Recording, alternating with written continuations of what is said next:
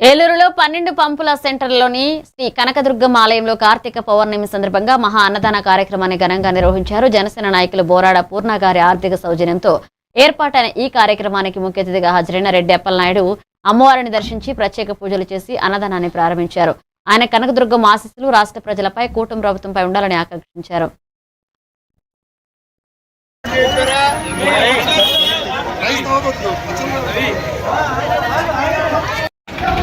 పర్వదినాన్ని పురస్కరించుకొని 12 పంపుల సెంటర్లో ఉన్నటువంటి కనకదుర్గమ్మ వారి దేవస్థానం వద్ద ప్రతి ఒక్క పౌర్ణమికి ఈ రోజు నుంచి అన్నదాన కార్యక్రమాన్ని ఇక్కడ గుడి చైర్మన్ బోరా ప్రసాద్ గారు గుడి పాలకవర్గం ఆధ్వర్యంలో ఈ రోజున ఈ యొక్క అన్నదాన కార్యక్రమాన్ని పోరాడి పూర్ణ సౌజన్యంతో ఈరోజు ప్రారంభించడం జరిగింది.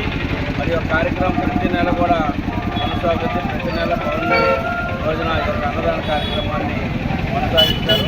మరి అమ్మవారి యొక్క కరుణా కటాక్షం అందరిపైన గుడి పాలకవర్గం అందరిపైన ఉండాలని, మరి ఏలూరు నియోజకవర్గ ప్రజలందరిపైన అమ్మవారి యొక్క కరుణా కటాక్షం గౌరవ శాసనసభ్యులు పైన మంచి పరిపాలన అందించడానికి మరి యొక్క అమ్మవారి యొక్క కరుణా కటాక్షం అందరిపైన ఉండాలని తెలియజేస్తూ ఈ కార్యక్రమాన్ని పెట్టినటువంటి అందరికీ కూడా అభినందనలు తెలియజేస్తూ అందరికీ పేరు పేరున ఉగాది శుభాకాంక్షలు తెలియజేస్తాం.